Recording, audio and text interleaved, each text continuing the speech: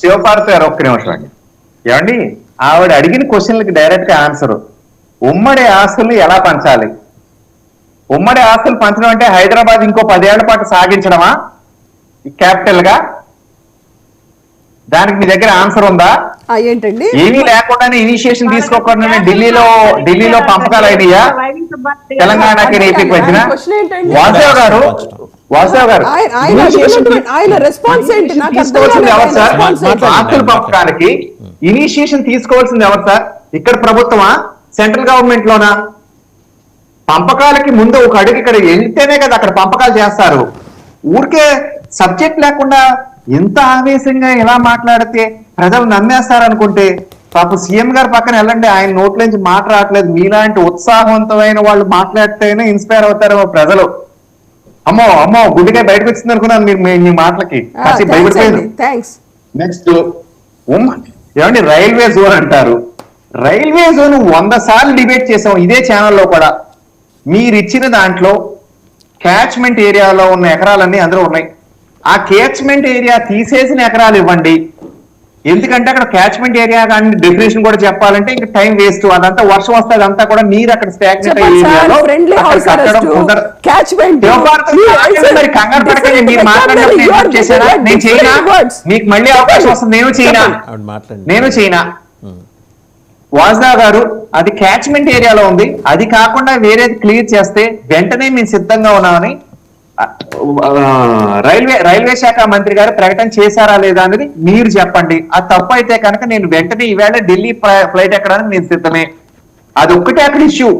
మాకు కాదు, రైల్వేకి ఇచ్చిన ల్యాండ్ లో క్యాచ్మెంట్ ఏరియా ఉంది కొండల మధ్యన, అది కుదరదు కాబట్టి అక్కడ కట్టడానికి వీలు పడదు అనేది అక్కడ మాది కాదు, గవర్నమెంట్ తరఫున కాదు, రైల్వే వాళ్ళు ఇచ్చిన రిపోర్టే.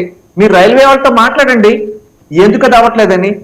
మీరే సీఎం గారు మాట్లాడక్కర్లేదు, అక్కడ ఉన్న కమిషనర్ గారితో ఆయన చర్చలు జరిపి ఇది అవునా కాదా, ఇది కాదు అనే లెటర్ ఇవ్వనండి.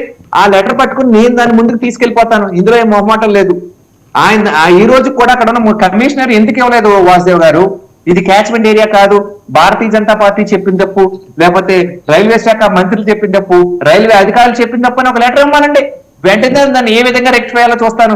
ఊరికి ఒకళ్ళ మీద ఒకళ్ళు నెట్టుకుని ఆంధ్రప్రదేశ్ రాష్ట్రాన్ని పాడు చేయొద్దనేది మన వాదన. వాసుదేవ్ గారు, మీరు డిబేట్స్ కి నేను పార్టీ తరఫున పనిచేసిన, మీరు టీవీ తరఫున పనిచేసిన, ఆంధ్రప్రదేశ్ బాగుపడడం కావాలి. ఇంకోటి ఏమన్నా మన ఎజెండా అయితే అసలు మీ టైం వేస్ట్, నా టైం వేస్ట్, ప్రజలు ఈ టీవీ చూడడం కూడా వేస్ట్. ఏమండి, ఇంకోటి 10 years నుంచి ఏం చేశారంటే మీరు 5 ఏళ్ల నుంచి నోట్లో ఏం పెట్టుకున్నారో, నోట్లో అత్తుకొని పెట్టుకుని కూర్చున్నాడు ఏంటి మీ సీఎం? ఎందుకు అడగలేదు? పైకి వెళ్తారు, విగ్రహం ఎత్తారు, కింద ఎత్తారు, కాళ్ళు మొక్కుతాడు. ఎందుకండి ఈ మాటలు, డ్రామా మాటలు? కేటగిరికల్ గా మాట్లాడాలంటే మాట్లాడండి. అందరూనేమో మేము మీతో ఉన్నామంటారా? మీరు వచ్చేమో ఇటువంటి మాటలు మాట్లాడతారా? మీలాంటి వాళ్ళ మాటలే మేము వైసీపీతో ఉన్నామనే భావన కల్పిస్తున్నారు. మీకు ఇబ్బందులు ఉంటే, ఈ రాష్ట్రానికి ఇవి చేయలేదనుకుంటే ఖచ్చితంగా అడగండి ఇది చేయలేదని. ఎందుకు చేయలేదని మేము చెప్తాం, లేకపోతే చేయలేక ఫెయిల్ అయ్యమని కూడా ఒప్పుకోనే అవకాశాలు ఉన్నాయి. రైతుల కోసం చిన్న చట్టాన్ని తప్పు చేస్తే మోడీ గారు క్షమించండి అని చెప్పి ఆ చట్టాన్ని వెనక్కి తీసుకున్నారు. అది అంత గొప్ప నాయకుడైనా పైనుంచి ఏమిచ్చారంటారు. నేను ఒకటే ఎగ్జాంపుల్ చెప్తాను, టైం లేదు కాబట్టి. ఎస్టీ/ఎస్సీ సప్లాన్ నిధులు కేంద్ర ప్రభుత్వం నుంచి వస్తే అవి ఏం చేశారు? ఏమీ చేయలేదు. ఎస్టీ/ఎస్టీలకు ఇచ్చామంటే వాళ్ళకి ఇవ్వాల్సిన కార్లు ఎన్ని ఇచ్చారో చెప్పండి. నేను చెప్పేది అబద్ధం అయితే బాలకోట గారు, రామ్ కుమార్ మీరు తప్పు మాట్లాడుతున్నారు. 3.5 ఏళ్ళ నుంచి 100 కార్లు ఇచ్చారు, 50 కార్లు ఇచ్చారు, 10 కార్లు ఇచ్చారు ఆయన చెప్పమనండి.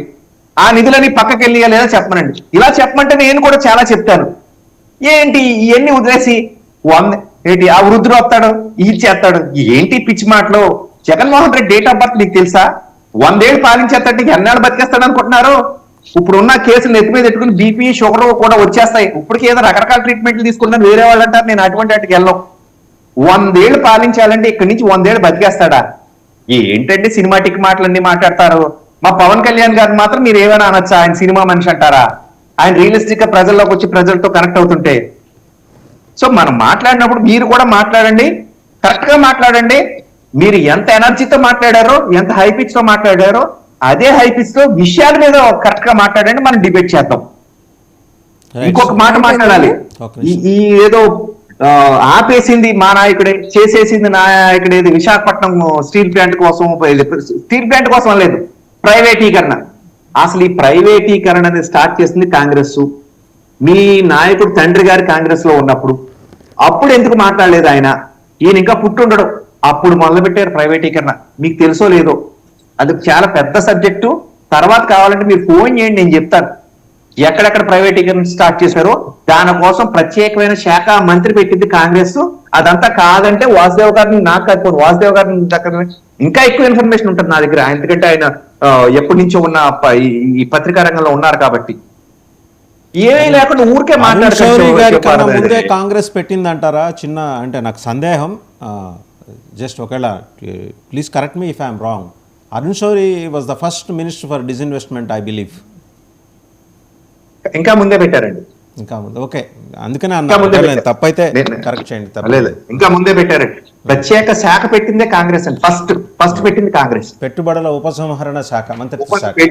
శాఖ మంత్రి పెట్టింది, ఫస్ట్ పెట్టింది కాంగ్రెస్ అండి. రైట్ అసలు స్టీల్ దాని ప్లాంట్ గురించి ఎప్పుడు చెప్పాలంటే చాలా వచ్చింది పెద్దది చెప్తారా? సబ్జెక్ట్, చాలా దూరం అసలు స్టీల్ ప్లాంట్ ఎప్పుడు వచ్చింది, ఏ వెళ్ళిపోతుంది. సంవత్సరంలో రైట్, ఒకసారి వచ్చింది? బాలకోటే గారు ఏదో అప్పుడు- మిమ్మల్ని అడగబోతున్నారు. ఒక్క నిమిషం, బాలకోటే గారు పర్లా, మనకు ఒక అరగంట ఎక్స్టెండ్ చేస్తున్నామండి, మాట్లాడచ్చు రిలాక్స్డ్గా. బాలకోటే గారు. వాసు గారు పాండురంగడు మహాత్యంలో పాండురంగడు అమ్మా అయ్యా నానా అమ్మా అని ఎప్పుడు అరిశాడు ఆయన? ఎందుకు అరిశాడు? తల్లిదండ్రుల మీద ఎప్పుడైతే కాళ్ళు తెచ్చాడో, ఆ కాళ్ళు తెగిపడ్డాయో అప్పుడు అమ్మా నాన్నలా గుర్తుకొచ్చారు.